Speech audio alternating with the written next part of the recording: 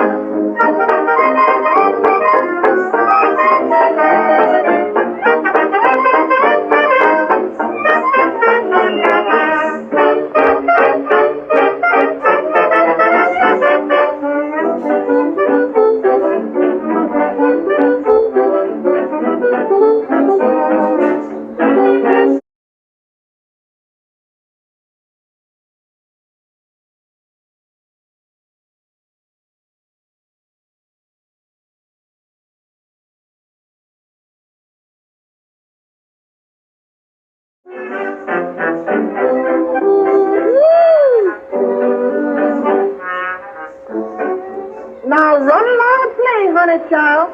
But watch out for that bad old tiger. That old tiger sure do like dark meat.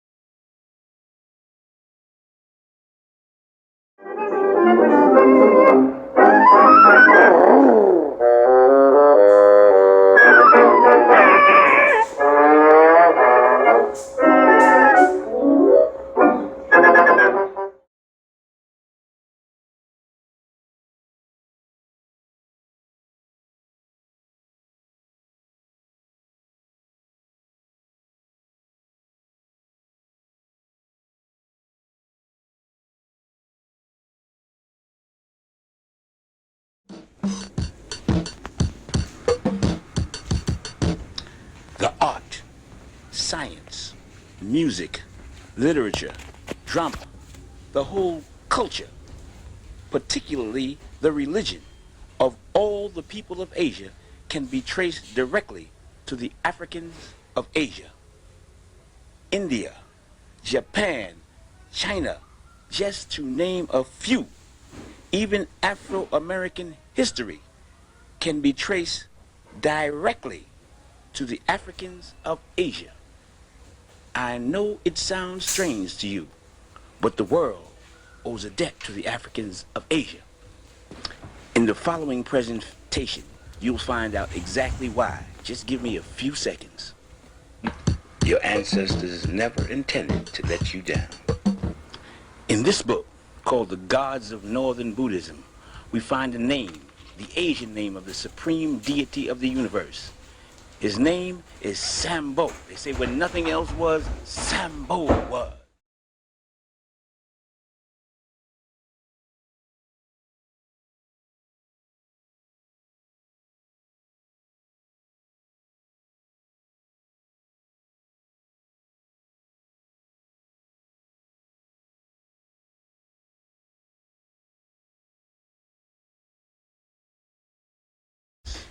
The name of the God of the universe to the people of Asia. And there are many places that carry this name. This is a depiction of Sambo. This is not an African statue. This is from Asia. And many places in Asia are called Sambo Judasia, the land of the descendants of Sambo. Various spellings of the word and the name Sambo can be found throughout Asia.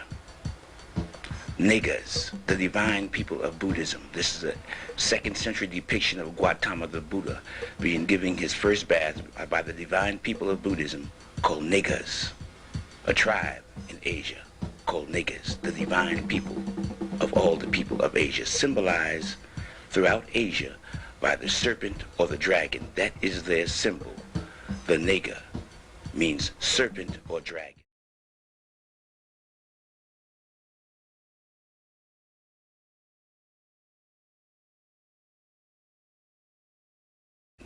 The snake, found at the entrance of every temple. The Naga on the roads, on the hills, in the caves, the symbol of the Asiatic black man, the tribe called the Nagas, the divine people. There are cities also throughout Asia that carries this particular name, Naga.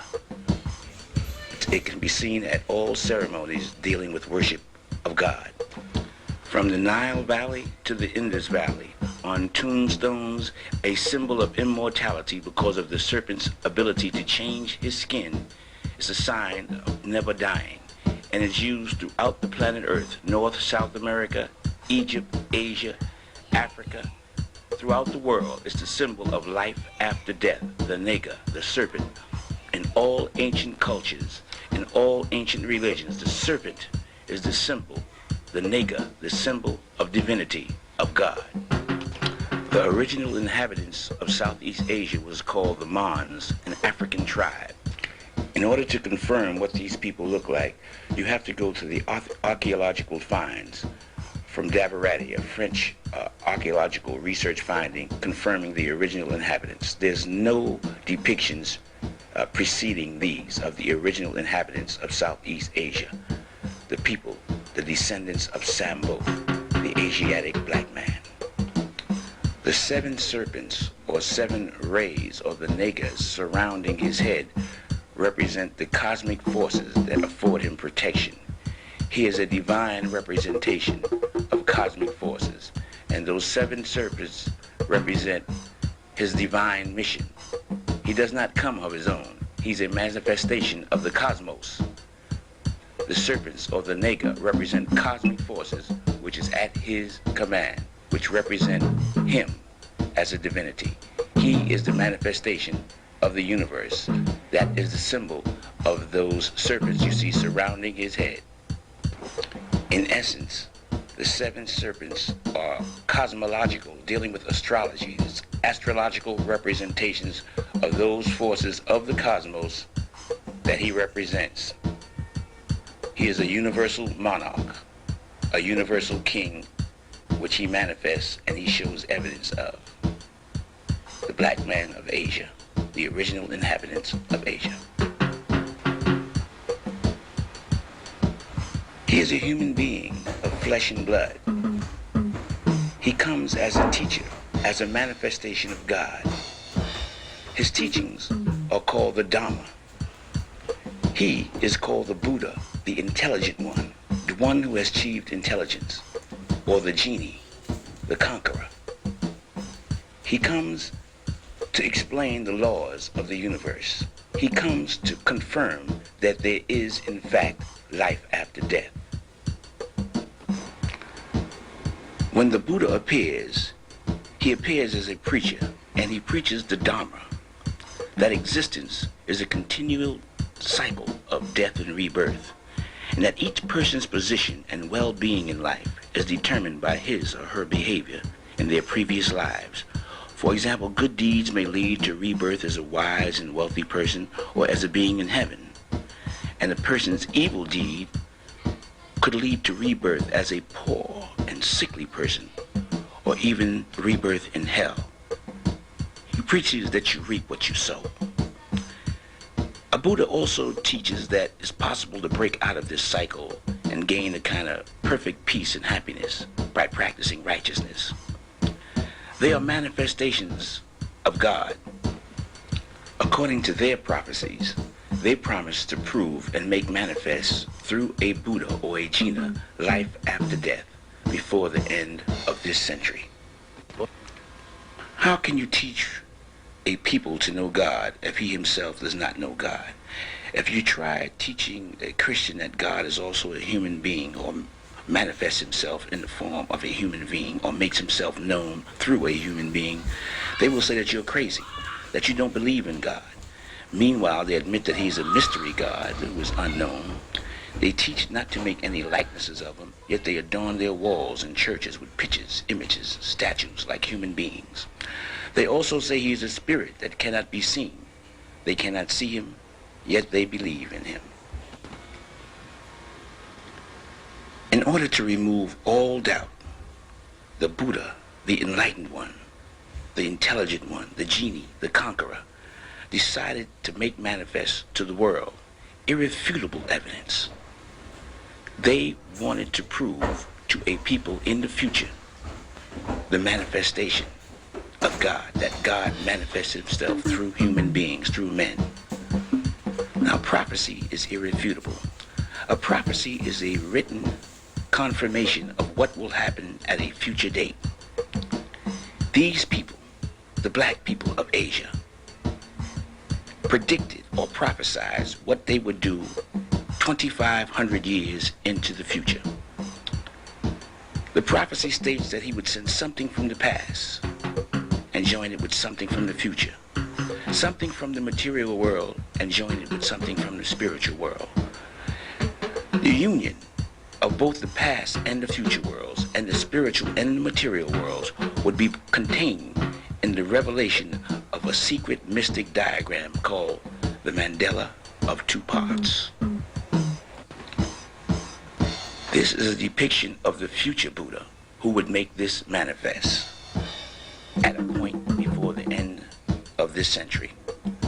Now, the scriptures of the world have all prophesied at the end of the age, which we are now entering, the age of Aquarius, we shall see the revelation of that which is secret and the emergence into the light of day of that which has hitherto been concealed and veiled.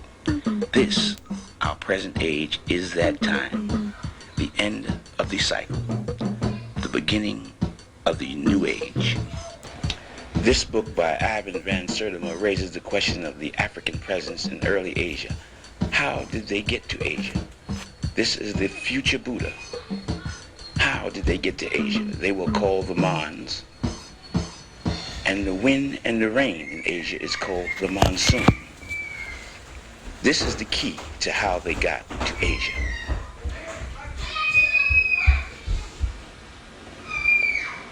The monsoon wind in April blows from the southwest, and in October it blows from the northeast. The monsoon wind blows from Africa to Asia, and from Asia back to Africa.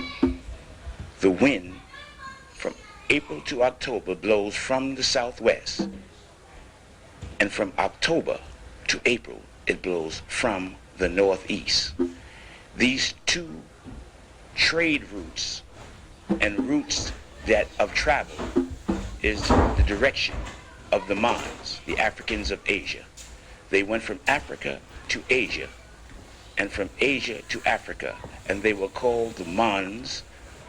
Like the monsoon, Africa was called hither India, which India, here I am, come hither, come here where I am. And they would get on the ocean and get in the wind. This is where the phrase get in the wind come from your previous life. The Africans of Asia got to Asia by getting in the wind. This is confirmed from the first century. The Greeks knew how they got to Asia, the wafting sailors. They call it the divine ship of salvation. The Mons, when they would arrive in Asia and when they would leave Asia. The Japanese badge of nobility is called a Mon. The monsoon, the monastery, Mani, is identified with the black man of Asia. And the largest statues on the planet Earth located in Asia are depictions of the Buddha. the black man, the Gina. His hair confirms who he is. This is the largest statue in China and the largest statue on earth depicting the black man. The oldest and largest manifestations of God, like this image of the Buddha in Thailand and Southeast Asia, are representations of the black Africans of Asia. There are no other statues or monuments of antiquity that precede them. They manifest themselves on earth and prove life after death. This from Ceylon or Sri Lanka, showing the Buddha, thousands of years old. They are the largest statues on earth representing the black people of Asia, or the black man of Asia, the one who comes back from the dead to prove immortality. They do it all the time in all the countries, and they prophesied that they would do it before the end of this century. This is the largest statue in Sri Lanka, the largest statue in China, the largest statue in India, the largest monolithic statue on earth, the genie, the one who comes back from the dead, carved in solid rock 70 feet high. The largest monolithic statue on earth is the black man, and it is not in Africa, but it is in Asia. The Asiatic black man, the manifestation of God who comes back to preach and explain the doctrine of immortality, how to escape the fires of hell. That is his sole purpose. To attack him is to attack the cosmic forces of God. He sits in Western style because he will be born in the West. The people who he will be born among are called the Nagas. This is the future Buddha, the one who is to come,